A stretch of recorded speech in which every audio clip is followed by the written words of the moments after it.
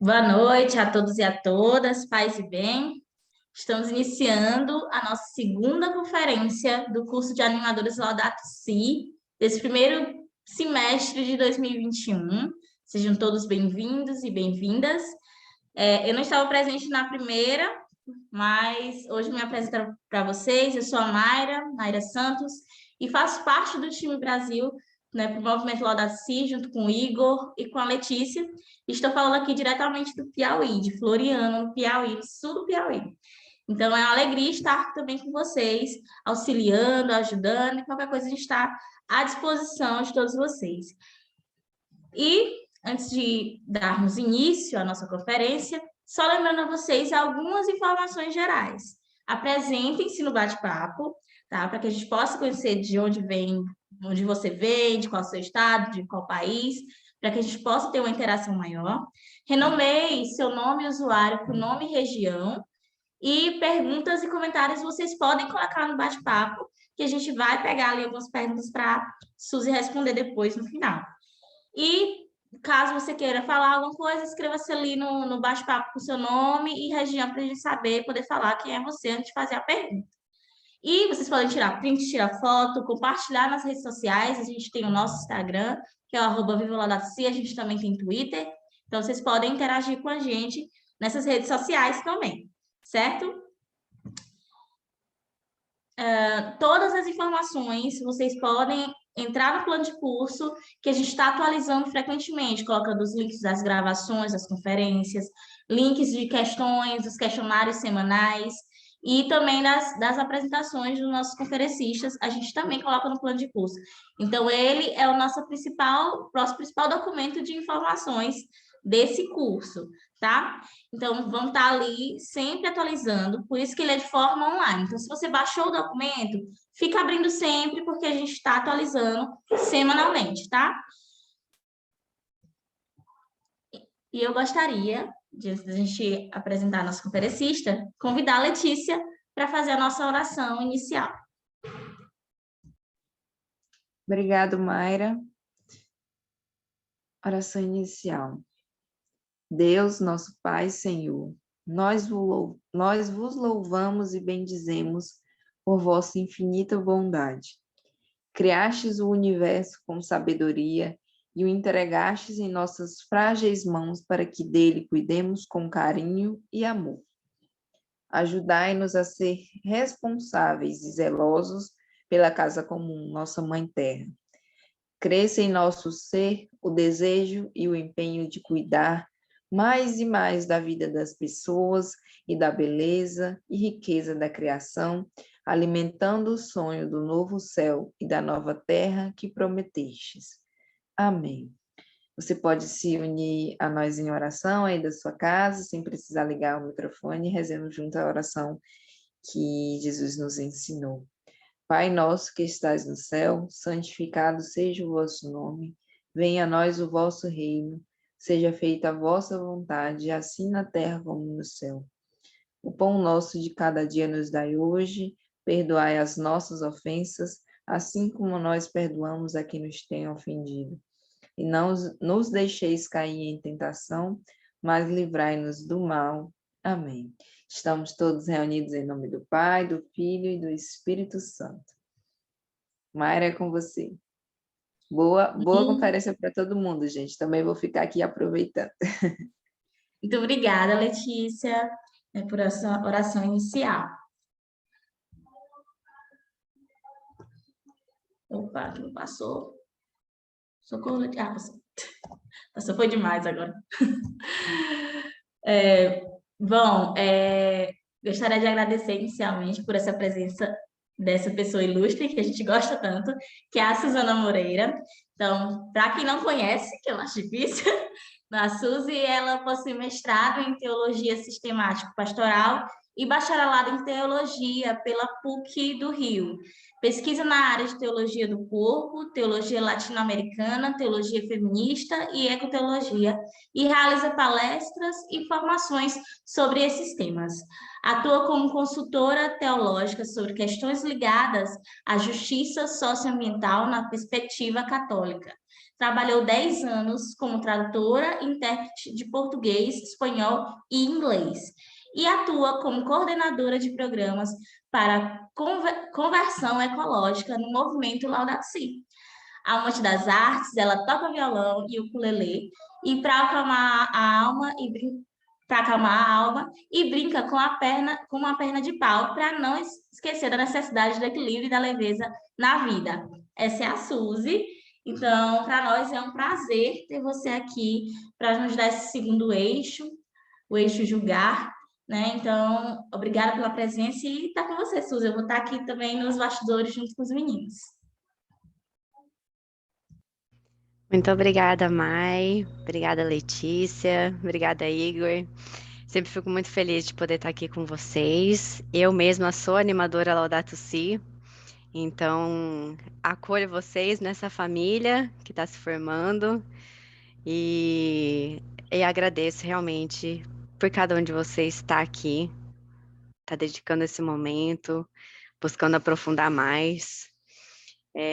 Eu fiz questão de colocar, né, na minha mini bio essa questão de brincar, da leveza da vida e tudo mais, mas é porque eu acho que às vezes a gente se esquece, né, quando a gente busca aprofundar mais a nossa fé, aprofundar mais nossa preocupação social, nossa preocupação ambiental, a gente esquece de celebrar também, né, de estar no momento, ser feliz, apreciar uns aos outros.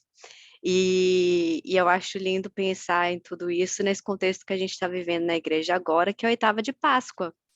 Estamos celebrando a nossa maior festa, que é a nossa fé e certeza da ressurreição de Jesus Cristo, que dura 50 dias, né, até Pentecostes. Então, que lindo a gente está tendo essa formação dos animadores Laudato Si durante a celebração da Páscoa, tempo de tanta alegria e celebração da vida. Para a gente começar, então, vamos falar hoje sobre esse eixo, né, de julgar, ou a palavra que eu prefiro é discernir, sobre o grito da terra e o grito dos pobres, fazer uma leitura teológica da encíclica Laudato Si. E teologia é um mundo muito amplo, né, gente? Tem muitos ramos diferentes de como fazer uma aproximação teológica sobre os documentos da igreja. E uma das coisas que eu acho muito importante para a gente conseguir fazer essa leitura teológica da Laudato Si é estar bem consciente dos contextos em que a Laudato Si surgiu, como o Papa Francisco chegou a escrever essa encíclica, o que o influenciou, porque daí isso ajuda a gente a ter as ferramentas necessárias para a gente discernir por nós mesmos esses aspectos teológicos conforme a gente vai lendo a encíclica. Então, vamos começar pelo contexto histórico da Laudato Si. Alguns pontos, né, trazendo para a gente ter noção de como que a Laudato Si caiu no mundo. E começo por esse aspecto que eu sei que o professor Luiz já tocou semana passada, que é esse paradigma que predominou por tantos anos de uma visão de mundo, né, uma cosmovisão muito antropocêntrica, sempre focada no homem como centro de todas as coisas, né, não só a humanidade como um todo, mas o homem como aquele que faz a ciência, aquele que domina as coisas, e daí, né, como a gente vê aqui, abaixo do homem, daí vem a mulher e todos os outros animais e as coisas da natureza. E essa visão de mundo tão focada no homem, né, colocando ele acima de todas as coisas, trouxe uma presunção tão grande para a humanidade que a era geológica que a gente, né, tem vivido foi colocada ao nome de Holoceno. Quando a gente aprende na escola, né, sei lá, sexta, sétima série, a gente aprende o nome das eras geológicas que acontecem, né, a cada não sei quantos milhões de anos, e a era geológica atual é Holoceno. Só que Holoceno é uma palavrinha que vem do grego. Holos significa completo, total, íntegro, e seno significa novo. Então, a gente deu esse nome para essa era geológica que a gente está vivendo, como se não houvesse mais evolução na história do planeta, porque é o templo novo completo. tá tudo aí, tá pronto. A evolução do planeta está pronta, a humanidade chegou ao processo máximo de evolução também. Então a gente caiu nessa visão tão antropocêntrica do mundo que a gente acha que as coisas já chegaram no seu limite, que a gente já se desenvolveu o máximo possível. Mas, com todos os estudos que a gente tem sido desenvolvido sobre o impacto da ação humana sobre o meio ambiente, muitos falam que a gente está vivendo agora é o antropoceno, que é um momento, né, é uma era que as mudanças estão acontecendo não só pelo percurso natural de evolução do planeta, mas por causa da ação humana que não respeita os ritmos naturais do planeta.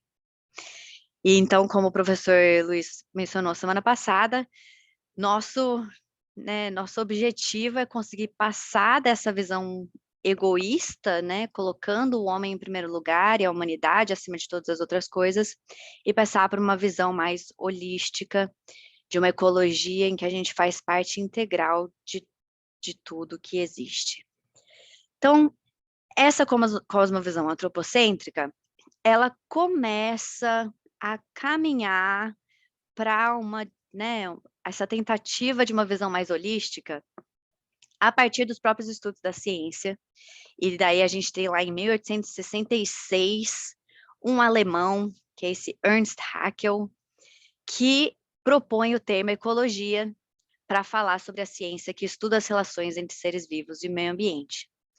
A partir disso, né, a ciência vai se desenvolvendo, as noções de evolução, né, da própria evolução do planeta, a evolução da humanidade, tudo isso vai se desenvolvendo no campo das ciências.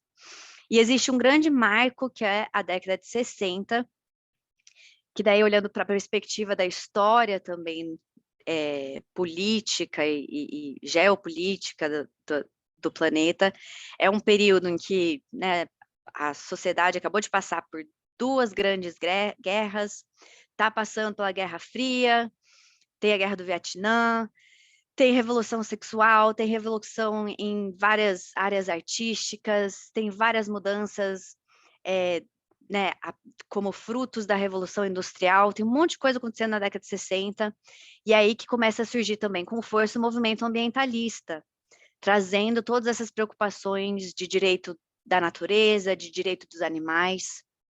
Quem tiver interesse nessa contextualização mais da década de 60, eu achei que aquele documentário do David Attenborough, que tem no Netflix, que eu acho que o nome do documentário é Planeta Terra, se eu não me engano. Ele faz um resumo muito bom no começo do documentário, trazendo esse contexto de quando começa o movimento ambientalista.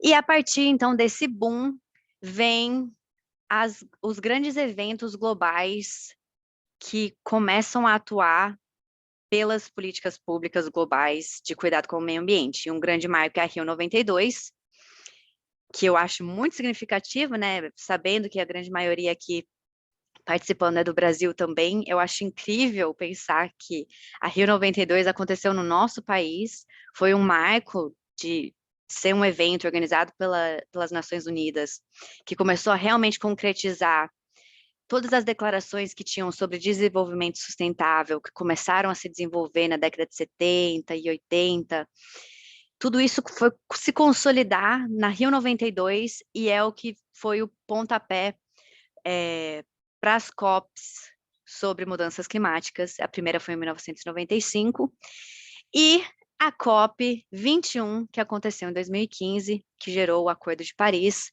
foi então esse marco também de quando o Papa Francisco decidiu lançar a Laudato Si. Ele foi muito estratégico, o Papa Francisco sabia que ia causar um alvoroço no cenário mundial, ter uma declaração pública da igreja sobre um assunto tão delicado, e ele publica a Laudato Si, então, alguns meses antes da COP 21.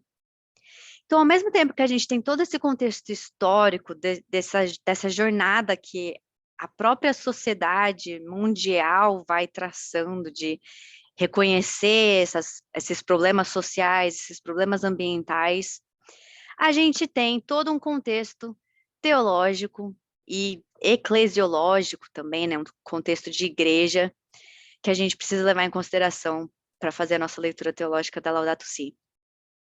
E assim como a gente teve todos aqueles booms que eu estava falando na década de 60, na Igreja Católica a gente tem o grande marco na década de 60, que é o Concílio Vaticano II. E um dos aspectos centrais para o desenvolvimento teológico do Concílio Vaticano II é a preocupação de voltar às fontes do cristianismo. Então, voltar para os padres da igreja, voltar para as interpretações bíblicas à luz daquilo que se vive hoje, né? Pensar por que a igreja que estava ali na década de 60 não estava mais conseguindo traduzir a boa nova para a realidade do mundo em que ela estava vivendo. Então, o Concílio Vaticano II foi um grande marco que ajudou a igreja a voltar às fontes da nossa fé, da nossa tradição, para traduzir de uma nova forma a nossa fé nesse mundo que a gente está vivendo hoje, com todas essas crises, com todas essas revoluções. E daí, esse contexto teve algumas implicações diretas sobre a maneira como a teologia estava desenvolvendo também as suas próprias reflexões. E alguns aspectos que eu vou ressaltar aqui, a gente vai ver mais adiante como isso acaba influenciando a própria Laudato Si. O primeiro aspecto é que a teologia trinitária, até esse contexto aí de quando começou o Concílio Vaticano II, ela focava muito no aspecto de Deus como um absoluto parado.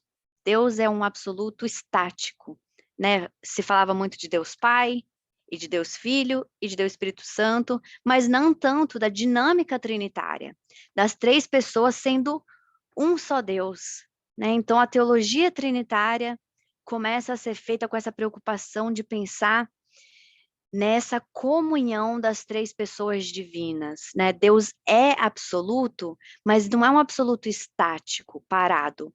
É um absoluto dinâmico, em comunhão, essas três pessoas numa comunhão de amor. E isso teve implicações diretas na antropologia teológica, né, no estudo sobre o ser humano na perspectiva teológica. Uma das questões que vem muito a partir do Concílio Vaticano II e que o Papa Francisco cita na Laudato Si é a compreensão de que o ser humano só é capaz de se entender realmente, plenamente, em relação consigo mesmo, em relação com o próximo, em relação com Deus, né? E é através dessas relações que o ser humano é plenamente humano. E junto com isso, um dos grandes desenvolvimentos da antropologia teológica a partir do Concílio Vaticano II é a busca pela superação do dualismo, que marcou tanto a história da igreja, e a gente ainda vê isso acontecendo muito, porque o que é dualismo, né? É a oposição de dois lados. Então, sempre houve essa tendência de achar que as coisas divinas estavam separadas das coisas humanas. Colocar aquela oposição entre corpo e alma, oposição entre a natureza e oposição entre as coisas do céu, né? Então, a partir do desenvolvimento da antropologia teológica com o Concílio Vaticano II, começam a se desenvolver essas buscas pela superação do dualismo e entender a relação entre os lados que parecem opostos, né? Então, as coisas divinas e as coisas terrestres não estão em oposição, mas estão em união, né? Porque Deus criou tudo em união. Corpo e alma não estão separados, porque tudo faz parte daquilo que a pessoa humana é. E por aí vai. E outros conceitos importantes também que foram se aprofundando na teologia a partir do Concílio Vaticano II é a noção de igreja como povo de Deus. Então, enquanto antes tinha muito essa tendência de achar que igreja era só a instituição representada pelo clero, pelo alto clero, né, os papas, os bispos, os sacerdotes, começou a se compreender o valor de reconhecer a igreja como todo o povo de Deus. todas as pessoas batizadas são povo de Deus e têm a missão de concretizar a vida de Jesus Cristo enquanto igreja, né? Então, a pessoa leiga é tão importante quanto a pessoa ordenada. Com isso também veio uma maior valorização das igrejas locais, né? De entender que a igreja não é só a igreja de Roma, é também a igreja da Ásia, a igreja da África, a igreja da América Latina. Entender que existem contextos diferentes em cada uma dessas regiões do planeta, mas tudo isso é Igreja Católica, e a gente é chamado para viver nessa comunhão enquanto igreja. E nesse contexto de valorização das igrejas locais, a gente tem também as conferências do Conselho Episcopal Latino-Americano, que eu vou comentar um pouquinho mais adiante, que trazem toda uma reflexão específica para o nosso continente e que influenciou muito o pensamento do Papa Francisco e que ajuda a desenvolver a teologia contextual latino-americana, que eu vou comentar um pouquinho mais também adiante, trazendo essa preocupação com o contexto latino-americano que é tão marcado por uma riqueza social, mas também por muita injustiça social, numa riqueza também de biodiversidade e com tanto desprezo também dessa biodiversidade. Então, nisso tudo nesse marco da década de 60 vai surgindo também a ecoteologia, que é essa preocupação de pensar as questões ecológicas a partir dos estudos teológicos. Então, com esse grande contexto histórico e teológico da Laudato Si, a gente pode ir entrando e ver as implicações desses contextos nesse nosso discernimento sobre o grito da terra e o grito dos pobres. E o grito da terra, na Laudato Si, ele vem muito, não só pela contextualização que vocês já viram semana passada, né, de entender essa crise que a gente está vivendo e tudo que está acontecendo de mudança climática e mudança ambiental por causa da ação humana, mas esse grito da terra vem também por causa de um grito de querer ser ouvida, para a gente reconhecer a beleza da criação. E essa citação aqui da Laudato Si, eu acho que traz muito isso. Todo o universo material, né, todo o universo criado, é uma linguagem do amor de Deus, do seu carinho sem medida por nós. O solo, a água, as montanhas, tudo é carícia de Deus. Né? E é isso que a gente vê que transborda no Cântico das Criaturas de São Francisco de Assis. Ele reconhece a carícia de Deus presente em cada uma das criaturas. Então, para a gente ouvir esse grito da terra, de ser, né, gritando para a gente reconhecer a beleza de Deus presente nessa terra, a gente tem que voltar lá para os relatos de Gênesis e rever a nossa teologia da criação, à luz, né, de todo esse contexto que a gente está vendo, entender o que representa os relatos da criação em Gênesis para a gente hoje, diante dessas crises que a gente está vivendo. E daí, né, um dos aspectos muito importantes para a gente lembrar é que quando a gente fala nos relatos da criação, é no plural mesmo, porque quando a gente vai lá no livro de Gênesis, existem 2 relatos diferentes sobre a criação. O primeiro é de Gênesis 1 a 2, 4a, e o segundo relato é de Gênesis 2, 4b a 3, 24, se eu não me engano. E esses 2 relatos são diferentes porque, assim como vários outros livros da Bíblia, principalmente do Antigo Testamento, eram, antes de serem, né, registros escritos, eram registros orais. Então, haviam grupos diferentes que traziam essa tradição oral sobre a fé do povo de Israel. E por isso que a gente encontra, então, 2 relatos diferentes. O primeiro relato é aquele que fala da criação em 7 dias. É uma visão macro do que seria a criação de Deus, né? Vendo esse processo de criação que a cada dia vai, né, avançando um passo, sempre partindo da ação suprema de Deus, né, essa ação de bondade de Deus, de criar as coisas simplesmente para serem e estarem segundo a sua vontade. E o segundo relato é o relato da criação de Adão. Adão é o termo utilizado no hebraico, que significa gênero humano, e mais adiante nesse relato, que vem então a distinção entre o homem e a mulher, né? Então, primeiro é criado o gênero humano, e logo então é criada o homem e a mulher em comunhão, como sinal dessa humanidade em plenitude. E daí esse segundo relato, diferente do primeiro que tem uma visão mais macro, o segundo relato tem uma visão mais micro, traz esse foco sobre os personagens, né? Mostra Deus como jardineiro, mostra o ser humano habitando no jardim, buscando uma parceria que lhe corresponda, dando nome às coisas e tudo mais. Esses dois relatos, eles se complementam, ao mesmo tempo que eles têm essas diferenças, eles se complementam por mostrarem sempre a ação de Deus, de bondade, querendo criar as coisas, simplesmente para as coisas estarem nessa comunhão de amor, que é Deus.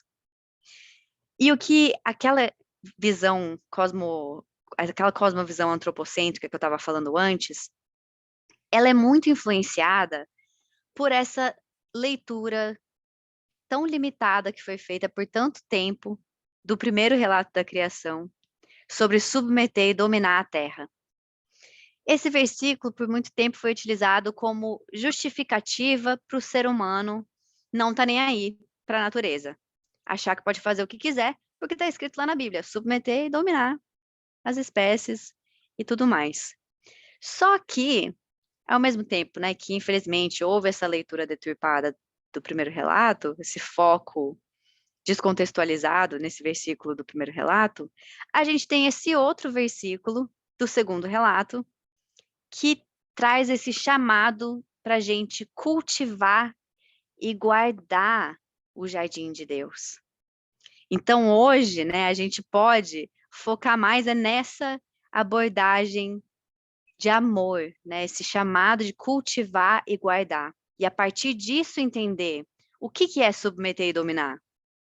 Não é num sentido da gente fazer o que a gente quiser, é num sentido de responsabilidade. É a gente que é capaz de cuidar das coisas. Então, submeter e dominar não é nessa noção de poder que a gente tem hoje em dia, é numa noção de serviço de amor, né? E daí, pensar a teologia da criação hoje, dentro de todo esse contexto, dentro de todos esses frutos teológicos a partir da década de 60, ajuda muito a gente lembrar dessa questão aqui, que os relatos da criação, eles não buscam responder o como as coisas foram criadas. Né? A Bíblia inteira não é um livro científico. A Bíblia é um livro por onde Deus fala através das palavras humanas, né? E revela a sua vontade. Então, quando a gente volta para os relatos de Gênesis, para ver os relatos da criação, a gente tem que pensar que a intenção ali não é responder como as coisas foram criadas, mas discernir por que as coisas foram criadas e para quê, né? Por que que Deus, que é absoluto, que é tudo, que é maravilhoso, por que que esse Deus quis criar tudo que existe? Para que que ele criou tudo isso que existe? E daí a gente vai entrando no Evangelho da Criação, que é o termo que o Papa Francisco usa na Laudato Si, que é algo que acabou sendo recebido como uma certa apreensão por algumas pessoas, porque a gente não está acostumado a ouvir, né, Evangelho da Criação. Mas o Evangelho da Criação é justamente esse convite para a gente pensar a teologia da criação à luz da pessoa de Jesus Cristo, da boa nova de Jesus Cristo, como plenitude de tudo aquilo que vinha sendo transmitido pela tradição oral do povo de Israel, foi sendo colocado por escrito, foi sendo vivido e foi experimentado pela comunidade cristã que conviveu com Jesus. E daí esses pontinhos que eu queria destacar sobre o Evangelho da Criação, né, pensar a teologia da criação à luz da pessoa de Jesus Cristo, quando a gente olha para todo o Antigo Testamento, né, quando a gente olha para as manifestações de Deus na história do povo de Israel, As manifestações de Deus sempre se dão através dos espaços geográficos e dos elementos da criação.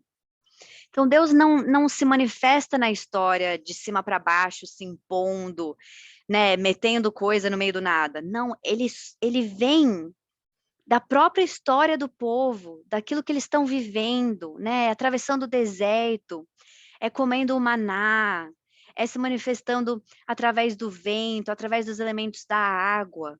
É através da própria criação que Deus se faz presente e manifesta a sua vontade e o seu chamado para o povo de Israel. E daí isso ganha uma dimensão ainda maior na pessoa de Jesus Cristo, porque a manifestação de Jesus como Filho de Deus se dá também através dos elementos da natureza, através dos espaços geográficos dessa nossa terra, né? Inclusive, quando a gente pensa sobre os momentos em que Jesus entra naquela comunhão de oração com o Pai, é sempre na montanha, no deserto, quando ele caminha sobre as águas, que ele se manifesta como Filho de Deus. Tudo isso demonstra, assim como as manifestações de Deus para o povo de Israel, que as manifestações de Jesus como Filho de Deus também se dão através da própria natureza. Espera só um pouquinho que eu preciso tossir, gente.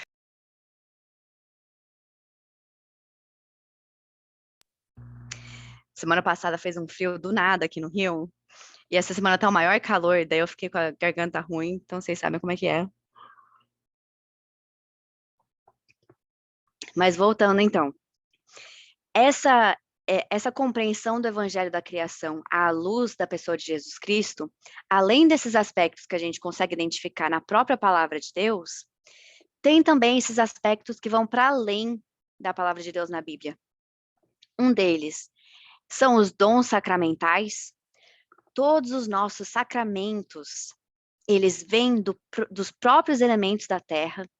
Então, sem os elementos da terra, a gente não tem os nossos dons sacramentais, e isso de modo ainda mais supremo e especial com a própria Eucaristia, que ela é fruto do trabalho humano com os elementos da natureza. Olha que coisa mais linda, né?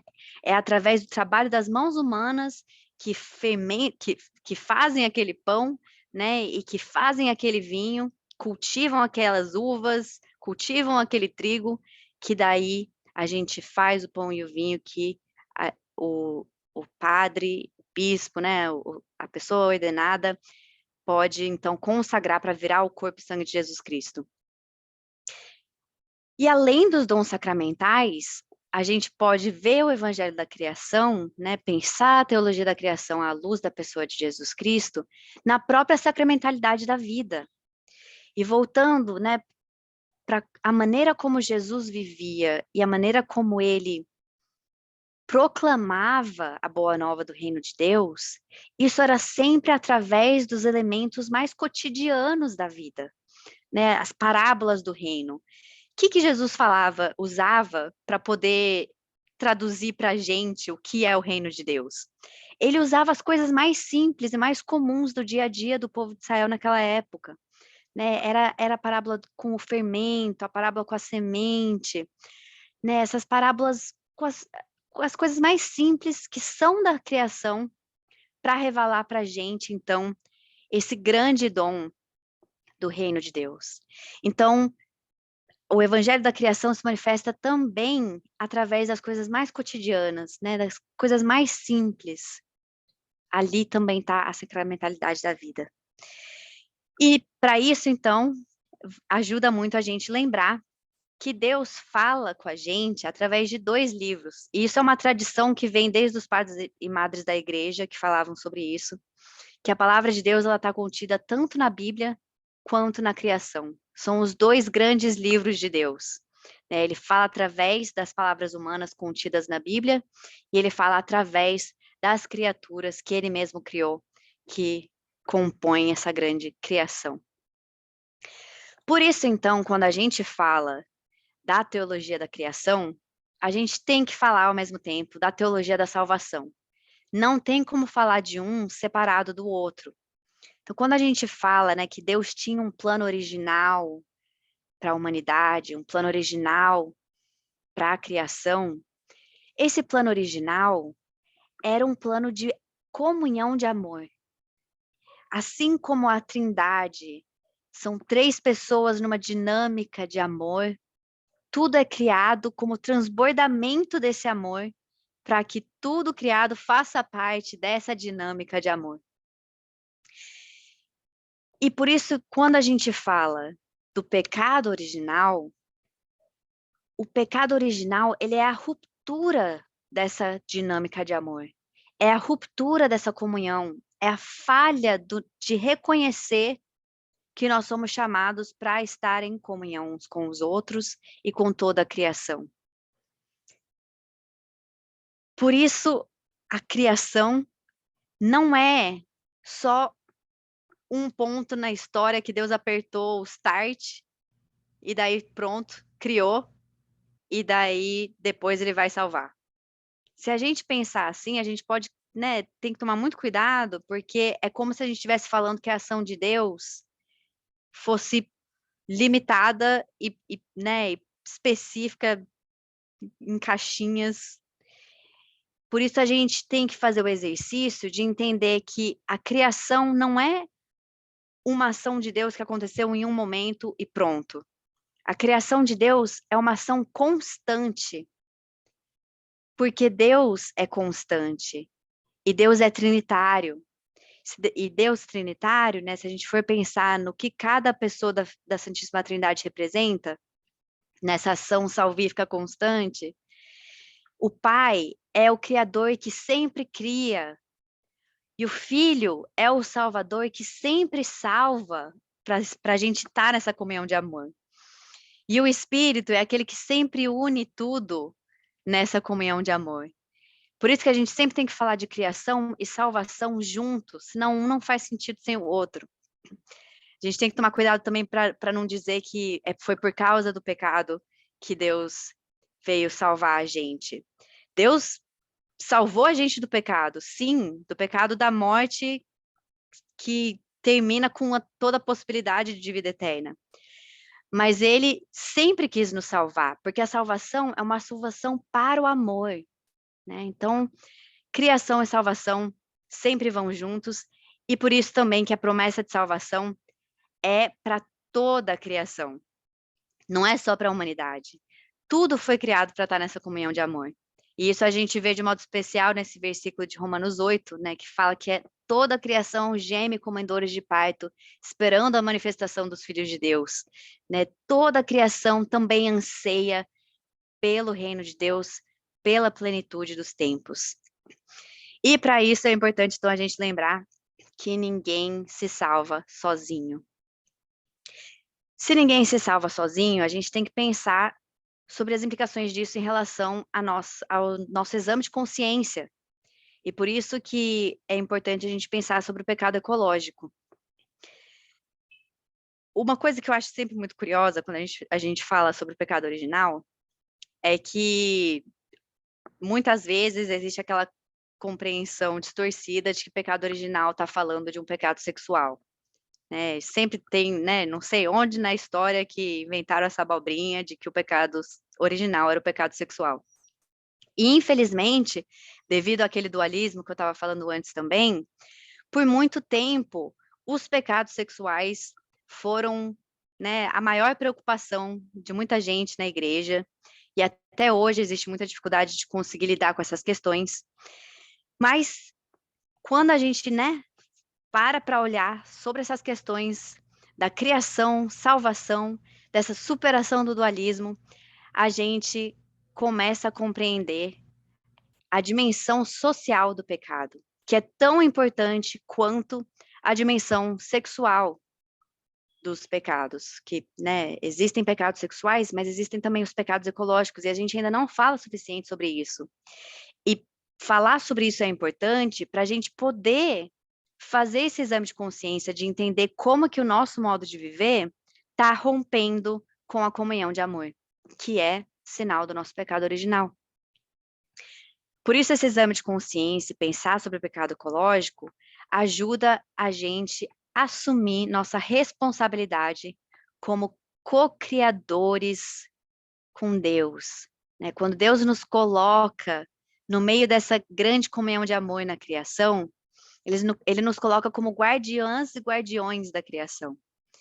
Nós somos capazes de guardar e, por isso, co-criar o mundo, né? E eu acho que existe um simbolismo muito forte no segundo relato de Gênesis, onde o ser humano vai dando nome às coisas, que é justamente esse simbolismo de que nós somos capazes de dar nome às coisas e de criar estruturas sobre tudo aquilo que existe, estrutura para cuidar, estrutura para gerar mais comunhão. E se a gente não tomar cuidado, a gente pode acabar gerando estruturas de opressão e de destruição. E pecado ecológico é uma expressão que o Papa Francisco não menciona na Laudato Si, mas ele já traz essa noção de pecado ecológico no início da própria Laudato Si, quando ele cita o patriarca Bartolomeu, da Igreja Ortodoxa. O patriarca Bartolomeu fala que um crime contra a natureza é um crime contra nós mesmos e um pecado contra Deus. Um crime contra nós mesmos porque a gente depende da natureza para sobreviver, e um pecado contra Deus porque rompe com a comunhão de amor intencionada por Deus na criação. E quem tiver interesse de ler um pouquinho mais sobre pecado ecológico, no documento final do Sínodo Pan-Amazônico, no número 82, os padres sinodais também colocaram ali uma definição sobre o pecado ecológico. E isso é algo que ainda está sendo discutido na ecoteologia, está sendo mais desenvolvido. Sempre acho importante a gente trazer isso à superfície para não passar batido, né? Para nós mesmos, no nosso desenvolvimento pessoal, a gente criar esse hábito de fazer um exame de consciência ecológico, junto com o exame de consciência que a gente costuma fazer normalmente. E daí a gente pode entrar na dimensão dos gritos dos pobres. O Papa Francisco fala, e isso é uma coisa que a gente repete várias vezes no movimento Laudato Si, que não há duas crises separadas, uma ambiental e outra social, mas há uma só crise socioambiental, uma crise complexa que é socioambiental. E as diretrizes para a solução requerem uma abordagem integral para combater a pobreza, devolver a dignidade aos excluídos e, simultaneamente, cuidar da natureza. Então, para falar sobre o grito dos pobres, eu vou trazer alguns pontinhos sobre a doutrina social da igreja. E aqui é só um print, tá, gente, do próprio Wikipedia, só para vocês terem noção da riqueza que é a doutrina social da igreja. Para quem ainda não estiver familiarizado, existem vários documentos que compõem a doutrina social da igreja. E além dos documentos, tem também o pensamento social da igreja que já existia desde, né, de como funcionava as próprias primeiras comunidades cristãs que compartilhavam tudo, e os padres da igreja e as madres da igreja, que já tinham um pensamento de preocupação com os mais vulneráveis. Tudo isso faz parte da tradição social da igreja, e aqui a gente tem essa listinha, então, só para vocês terem noção de quanta coisa existe, quantos documentos existem que a gente pode buscar para ler sobre a doutrina social da igreja. E a primeira encíclica que foi lançada sobre a doutrina social da igreja foi a Rerum Novarum, do Papa Leão XIII, em 1891. Então, 1891, a primeira encíclica da doutrina social da igreja, e 2015, a encíclica Laudato Si, que também faz parte da doutrina social da igreja. Alguns aspectos importantes para a gente entender, né, como que a Laudato Si entra nesse cânon da doutrina social da igreja. Um deles é o próprio método Ver, Julgar e Agir, que a gente utiliza no nosso curso de animadores Laudato Si, e que está presente em vários documentos da doutrina social da igreja, e também é muito usado na teologia latino-americana.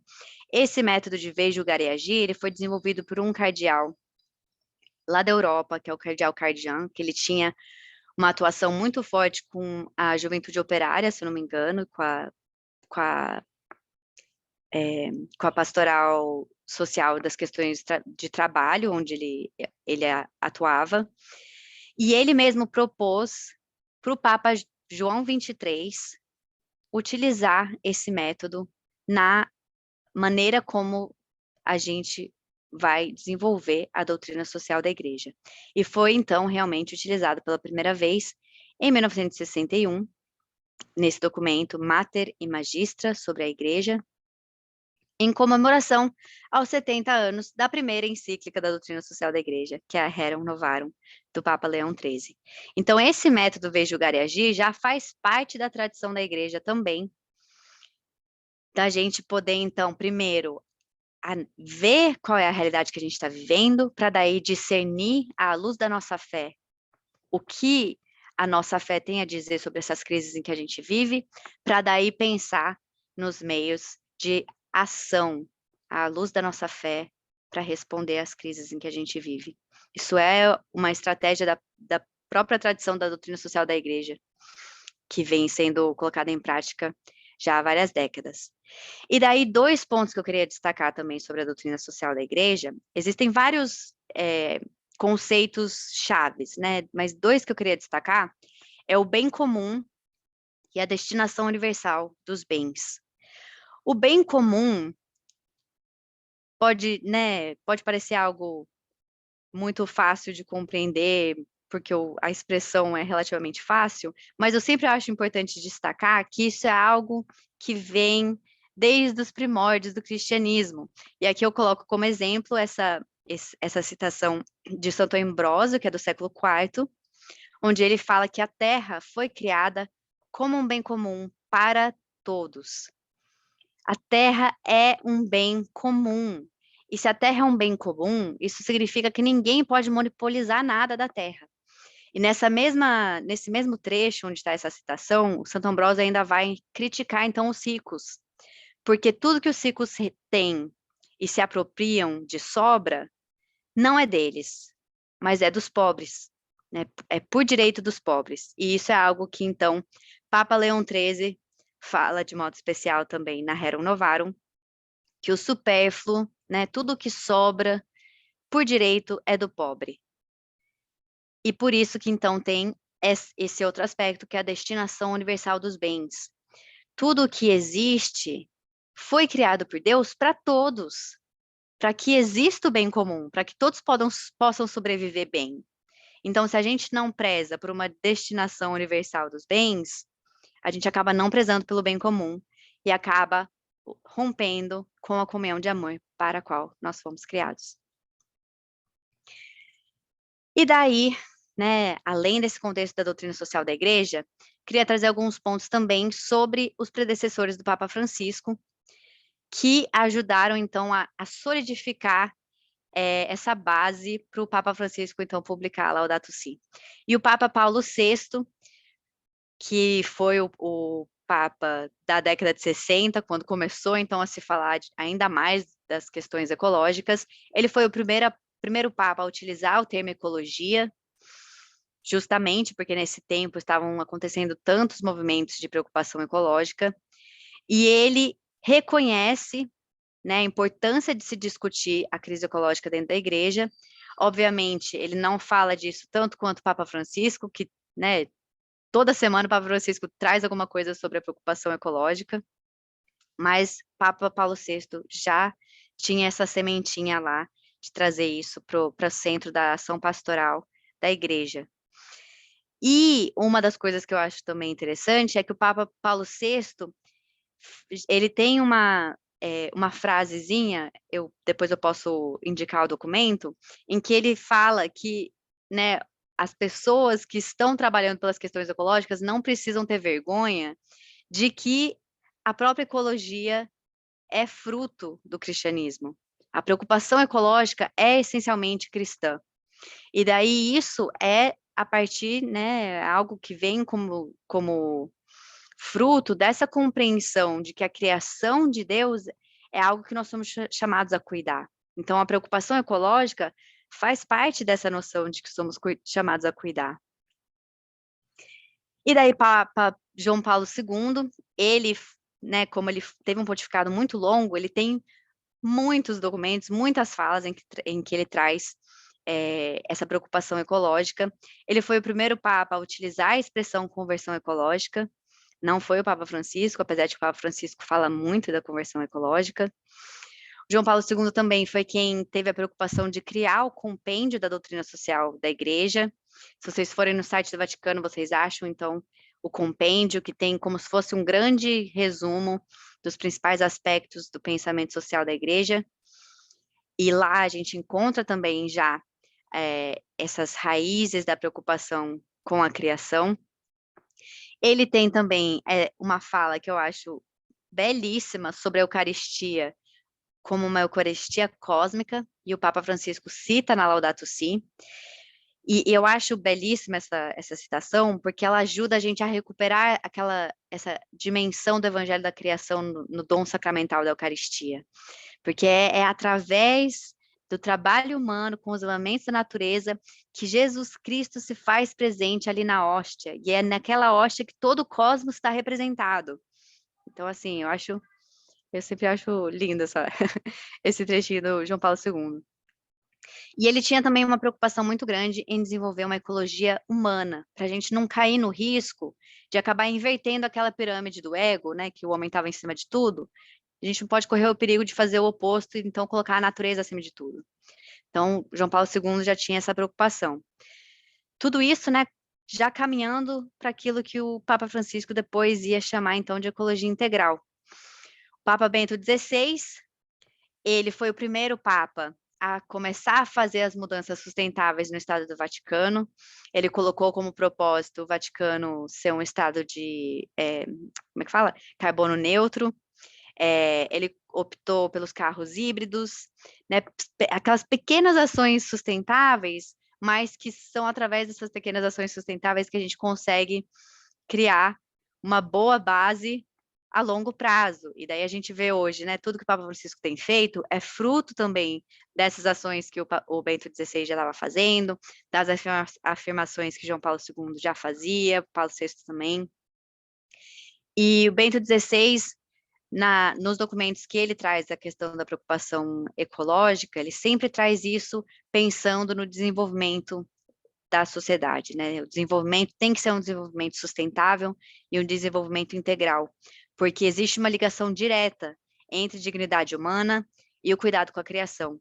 Então, se a gente pensar num desenvolvimento desenfreado, não tem como a gente prezar pela dignidade humana, porque o desenvolvimento desenfreado não cuida da criação, e a criação, se ela é desprezada e degradada, ela não tem as condições necessárias para sustentar a vida. E isso é algo que o Papa Francisco traz muito na Laudato Si. Então, né, a Laudato Si, ela é fruto de tudo isso que a igreja vai desenvolvendo, vai aprofundando.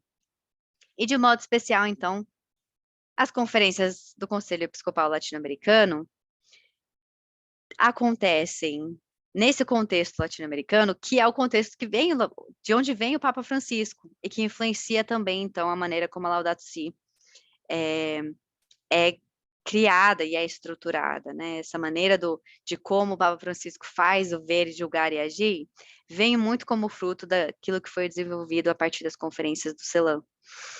E aqui também, só para vocês terem uma ideia da linha do tempo, né? A primeira conferência do Conselho Episcopal Latino-Americano foi em 1955, antes do Concílio Vaticano II, mas já existia essa preocupação na América Latina de pensar a igreja a partir do nosso próprio contexto. E daí, a partir de 68, que tem a Conferência de Medellín, já com os frutos do Concílio Vaticano II, a teologia e a própria igreja começam a desenvolver de uma maneira ainda mais especial e preocupada com o contexto específico da América Latina. E isso, né, pensando aqui nessa década de 60 e 70, a América Latina estava vivendo contextos de ditadura, de opressão, de muitas questões extremamente problemáticas, que ao mesmo tempo era um grande paradoxo, porque a América Latina é o maior continente cristão católico do mundo. Então, tudo isso, né, caía no coração dos bispos nas conferências do CELAM como uma grande angústia para a gente pensar e tentar entender como que a nossa igreja pode mudar para ser mais pertinente no nosso continente e para atender mais ao grito da terra e ao grito dos pobres que a gente tanto vê aqui. Por isso, alguns dos grandes frutos das conferências do CELAM e que a gente vê no pensamento do Papa Francisco e na Laudato Si é a opção preferencial pelos pobres, que é algo que já vinha sendo discutido na igreja em alguns cantos, né, mas não tinha sido colocado como algo tão central quanto agora no pontificado do Papa Francisco. Tem também o reconhecimento da degradação ambiental e da crise social, que aparece cada vez mais em cada uma das conferências do CELAM, em Aparecida de forma especial. Inclusive, o Papa Francisco, ele sempre fala que a conversão ecológica dele começou por causa dos bispos brasileiros em Aparecida, porque o Papa Francisco, na época cardeal Bergoglio, ele foi o relator final do documento de Aparecida. E os bispos brasileiros fizeram questão de dizer, ó, precisa incluir a preocupação ambiental e a preocupação com a Amazônia no documento de Aparecida, e o cardeal Bergoglio, na época, não tinha essa preocupação ambiental, não entendia por quê, foi aí que começou a conversão ecológica dele. E também, dois outros pontos, frutos de todo esse desenvolvimento teológico das conferências episcopais do CELAM, é a preocupação de se reconhecer a dignidade dos povos originários, de entender que a gente tem que aprender a escutar e aprender com eles como cuidar da criação. Isso, de modo especial, a gente viu no Sínodo da Amazônia, como um dos frutos concretos da Laudato Si também, né? E o outro aspecto é essa dimensão dos discípulos missionários, e que a gente viu ano passado com a Assembleia Eclesial da América Latina e o Caribe, foi algo que veio à tona muito, que eu acho que a Aparecida ficou um pouquinho esquecida na história, eu acho que a Assembleia Eclesial ano passado ajudou a restaurar um pouquinho isso, e eu gosto muito dessa dimensão de discípulos missionários, porque remete, né, na minha visão, a esse chamado da gente ser guardião da casa comum.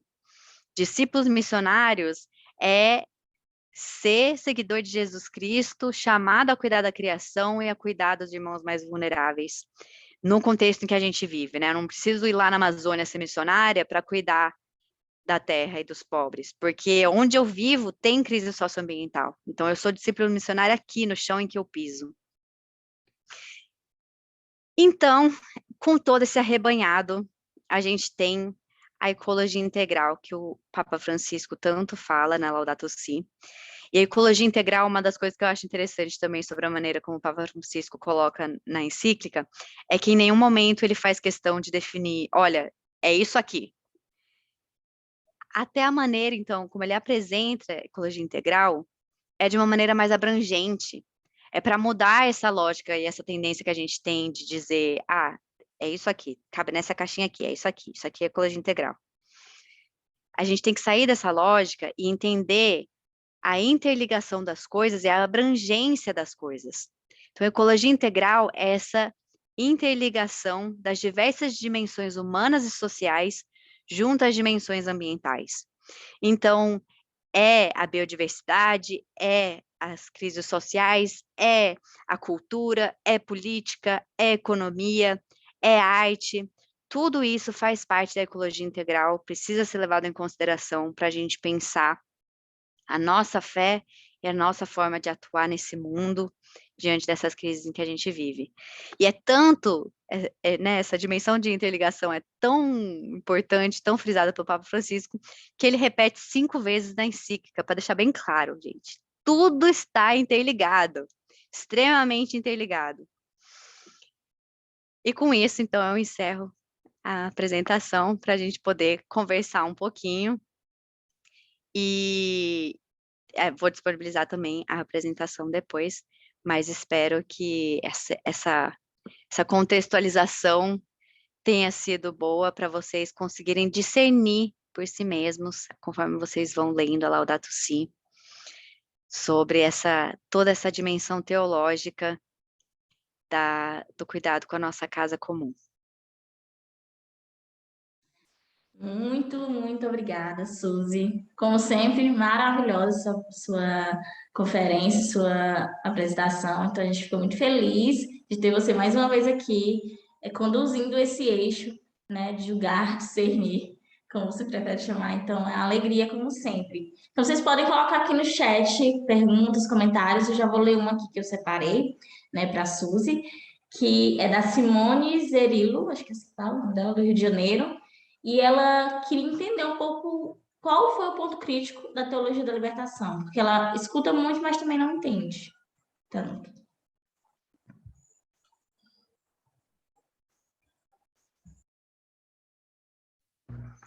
Ótima pergunta, muito obrigada, Simone. E que legal saber que você está no Rio de Janeiro, porque a gente tem que mobilizar o movimento Laudato Si no Rio. Eu moro no Rio também, bora se juntar. Então, a teologia da libertação, ela surge como uma preocupação do contexto latino-americano, que era um contexto de crise social e política. Esse nascer, né, essa origem da teologia da libertação coincidiu com o pontificado de João Paulo II. E João Paulo II vem de um contexto de preocupação muito grande com as questões do comunismo, pelo próprio contexto que ele viveu na Polônia e pelo próprio contexto de tudo que ainda estava acontecendo como decorrência da Guerra Fria, né, essas questões de geopolítica, que é uma loucura. Então, e daí não só João Paulo II, mas, né, outros membros do Vaticano e da estrutura hierárquica da Igreja da Europa viram essa teologia latino-americana muito engajada com as lutas sociais e com as lutas políticas. Para os europeus que não estavam vivendo isso de perto, pareceu uma coisa muito distorcida, muito estranha. E houve essa confusão de conflitos armados e de pessoas da própria igreja que, né, foram à luta, e tudo isso chegava de uma maneira muito estranha para quem estava na Europa. Mas, e daí, né, o ponto crítico da teologia da libertação é justamente esse, de que houve uma falha de comunicação no que estava acontecendo. Porque a teologia que estava sendo feita a partir desse contexto de morte do povo latino-americano, de opressão do povo latino-americano, era uma teologia que se preocupava, então, a lutar pela dignidade e pela vida dessas pessoas que estavam aqui. E daí, né, eu sempre gosto de citar, tem um artigo do meu amigo Felipe Colley, que eu não lembro exatamente qual que é o nome do artigo, eu posso procurar depois para indicar para vocês, mas que ele traz todas as declarações de João Paulo II e de Bento XVI, que reafirmam o valor da teologia da libertação. Porque eles reconhecem os problemas que podem existir de um exagero nessa luta social, porque pode acontecer, obviamente, uma luta social que acaba se afastando muito da própria doutrina social da igreja. Mas, ao mesmo tempo, eles reconhecem a pertinência dessa preocupação pastoral social na América Latina. Mas depois eu procuro o artigo direitinho, que eu acho que é uma boa indicação.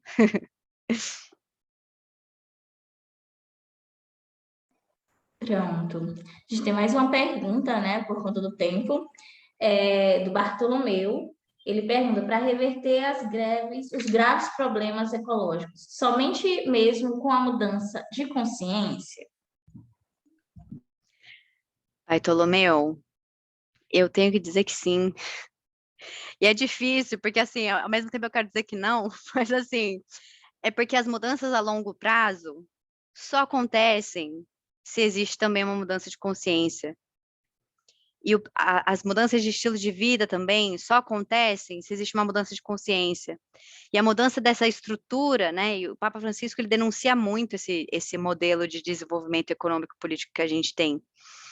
Mas essa mudança só acontece numa base sólida e a longo prazo se houver também uma mudança de mentalidade, de consciência.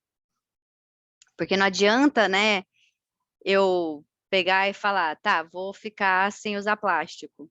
Se eu não criar o hábito de de pensar, não, mas eu tenho que sair com a sacola sustentável, eu tenho que optar por os mercados que vendem coisas a granel. Se eu não criar o hábito de mudar minha forma de pensar, meu hábito de consumo, eu não vou conseguir colocar em prática a mudança necessária para ter, né, mais sustentabilidade. E isso também para as coisas mais macro, né? Então, mas ao mesmo tempo, a gente luta dos dois lados ao mesmo tempo, né? Porque a gente precisa das mudanças que acontecem, né, de políticas públicas, por exemplo. A gente tem que lutar pelas políticas públicas, mesmo enquanto a consciência das pessoas ainda não foi formada, né? Então, assim, encontrando esse equilíbrio, mas sabendo que a mudança a longo prazo, ela só vai se manter com uma mudança de consciência também.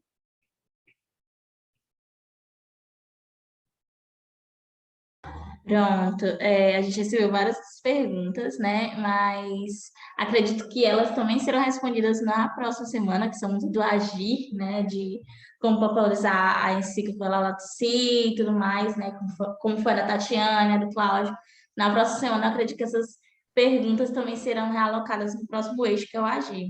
Então, a gente agradece a Suzy pelo momento de hoje, pelas suas falas, pelo sua maneira de explicar as coisas. Eu sempre converso com a Letícia, eu quero muito ser uma pessoa que explica com clareza como eu vejo as pessoas que eu admiro falando, como você é uma das pessoas que eu admiro falando. E para mim é sempre uma honra estar aqui e ver sua aula, que para mim é uma aula, um show de didática, de tudo e muito mais.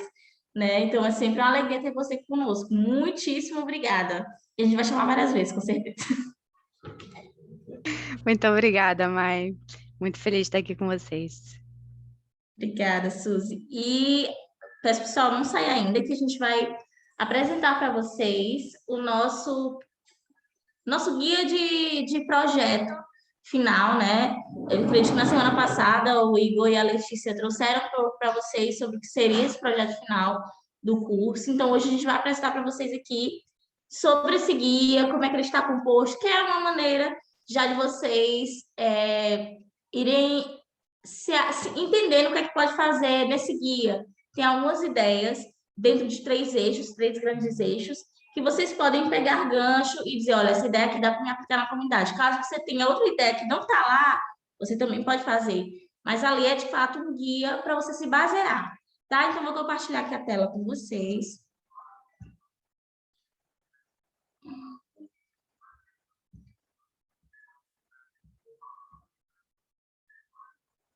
Vocês estão vendo aí?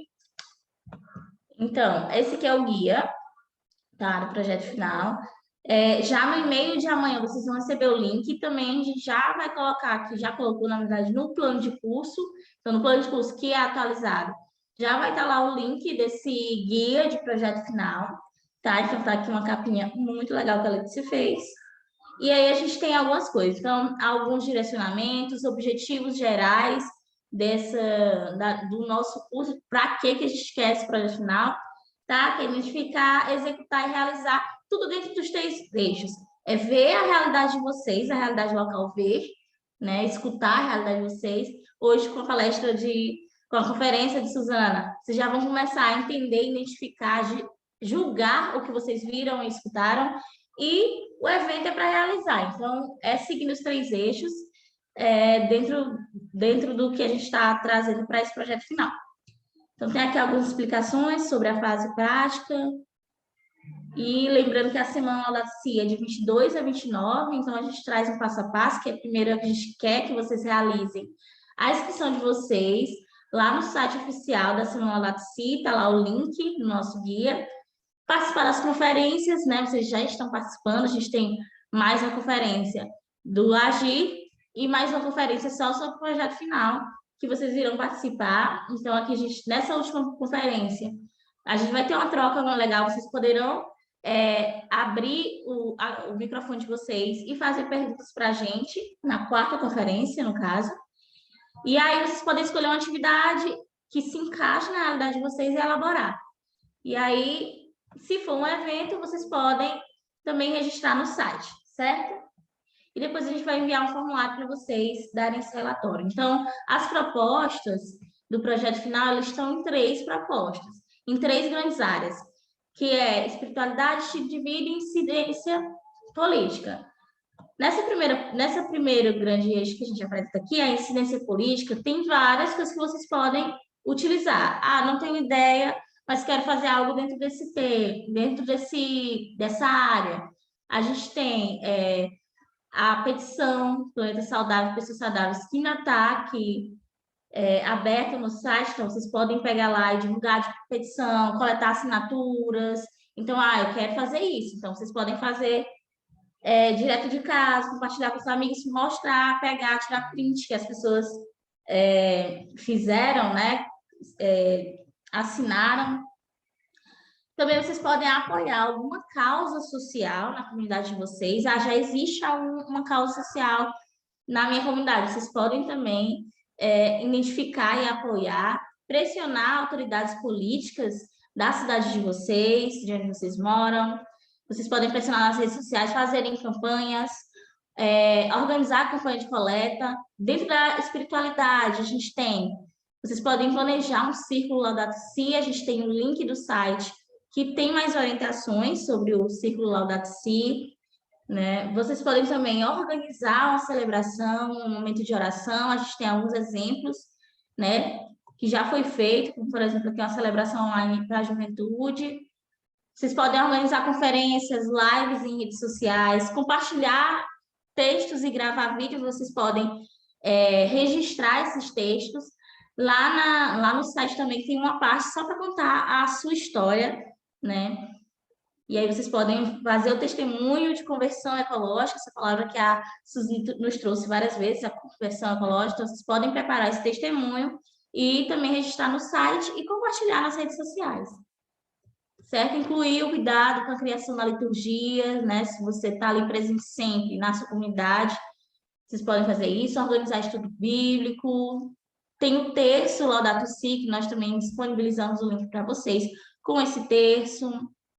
E tem muito mais coisas aqui. E no estilo de vida, eu vou dizer alguns exemplos. Vocês podem compartilhar o compromisso Laudato Si, tem todos os links ali. Contribuir com alguma outra organização ou movimento que fazem trabalhos sociais, como a Caritas, Cefras, a Casa de Oração do Povo de Rua. Vocês podem solicitar espaço de fala na comunidade de vocês, separar resíduos em casa. Então, tem várias ideias. E além desses 3 tópicos aí, a gente também tem as atividades temáticas, como artes, educação, poema. Teve várias pessoas nos cursos anteriores que fizeram poemas, fizeram músicas, fizeram danças ecológicas. Então, tem muitas coisas que vocês podem utilizar. Então, nesse guia, vocês podem ter ideias a partir das ideias que existem ou podem já utilizar essas ideias que estão aqui presentes, tá? Deixa eu parar aqui o compartilhamento. Então é isso. Vocês podem utilizar esse guia para fazer o projeto final de vocês.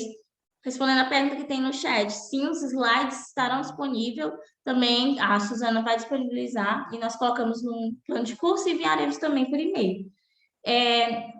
Quem quiser ficar agora para mais 10 minutinhos, a gente conversar e tirar dúvidas, vocês podem ficar, né? A gente vai ficar aqui, eu, Igor e Letícia, disponíveis para responder algumas coisinhas. Então, a gente agradece mais uma vez a Suzy por estar nessa conferência junto conosco, né? E agradece a todos que estiveram aqui presentes, assistindo ao vivo e os que também irão assistir, né, essa gravação. Então, é uma alegria imensa ter vocês no curso de Animadores Laudato Si. Uma boa noite a todos e paz e bem. Quem quiser ficar aqui depois que a gente encerrar aqui essa conferência, fica aqui que a gente vai tirar algumas dúvidas, certo? Um abraço a todos e todas, paz e bem.